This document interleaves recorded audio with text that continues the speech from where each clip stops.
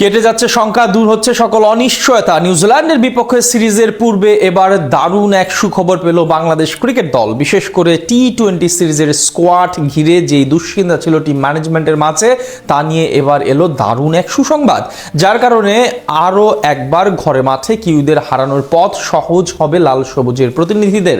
নিউজিল্যান্ডের বিপক্ষে টি-20 সিরিজের আগে তবে কি এমন সুখবর পেল বাংলাদেশ, সেটাই জানবো রিপোর্ট। আগামী সপ্তাহ থেকে নিউজিল্যান্ডের বিপক্ষে 3 ম্যাচের ওয়ানডে সিরিজ খেলবে বাংলাদেশ ক্রিকেট দল। এরপর 3টি টি-20 ম্যাচে মুখোমুখি হবে টিম টাইগার্স। সবশেষ 2021 সালে কিউইদের সাথে ঘরের মাঠে সংক্ষিপ্ত ফরম্যাটে সিরিজ খেলেছিল সাকিব রিয়াদরা। সেইবার ঘরের মাঠে 3-2 ব্যবধানে সিরিজ নিজেদের করে নেয় স্বাগতিক বাংলাদেশ। সেই পুরনো স্মৃতি ফিরিয়ে এনে আরও একবার সিরিজ জয়ের সুযোগ লিটন বাহিনীর সামনে।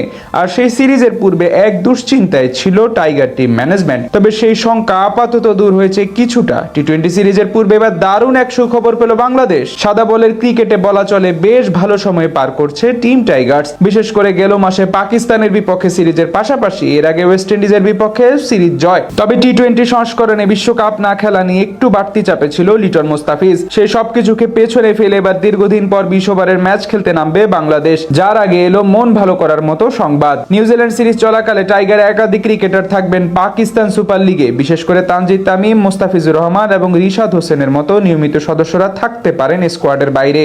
এর মাঝে অবশ্য পারভেজ হোসেন ইমনের আবার টি-20 সিরিজ খেলার কথা ছিল, কিন্তু লাহোর কালান্দার্সের হয়ে মাঠ মাতাতে গিয়ে ইনজুরিতে পড়েন ইমন, যার কারণে টুর্নামেন্টের মাঝ পথেই দেশে ফিরতে হয়েছে এই বামহাতি ব্যাটারকে।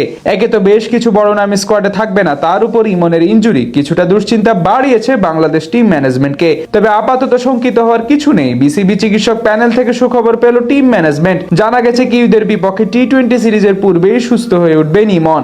জাতীয় দলের ফিজিও বাইজিদুল ইসলাম জানান, ইমন ইতিমধ্যে বিসিবির মেডিকেল ও কোচিং স্টাফদের তত্ত্বাবধানে পুনর্বাসন প্রোগ্রাম শুরু করেছেন। এখন থেকে তিনি বিসিবির নিবিড় পর্যবেক্ষণে থেকে রিহ্যাব এবং স্কিল ট্রেনিং চালিয়ে যাবেন।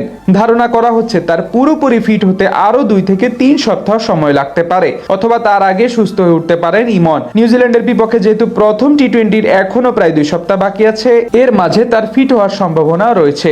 আর সেটা হলে এই সিরিজেই দেখা যাবে ইমনকে। টি-20 ফরম্যাটে বর্তমানে বাংলাদেশের অন্যতম গুরুত্বপূর্ণ সদস্য ব্যাটার ইমন। ব্যাট হাতে গেল 2 বছর আস্থার প্রতিদান দিয়ে সবার মন জয় করে নিয়েছেন। তাই ঘরের মাঠে যদি তিনি ব্যাটিং অর্ডারে থাকেন, তাহলে সেটা নিশ্চিতভাবে দারুণ সুখবর বাংলাদেশ দলের জন্য।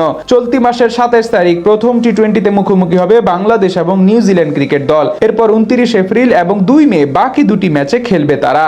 সেখান থেকে এটা ধরাই যায় অন্তত শেষ 2 ম্যাচে ইমনকে পেতে পারে টিম ম্যানেজমেন্ট। ব্যাট হাতে গেল 2 বছর আস্থার প্রতিদান দিয়ে সবার মন জয় করে নিয়েছেন। তাই ঘরের মাঠে যদি তিনি ব্যাটিং অর্ডারে থাকেন, তাহলে সেটা নিশ্চিতভাবে দারুণ সুখবর বাংলাদেশ দলের জন্য।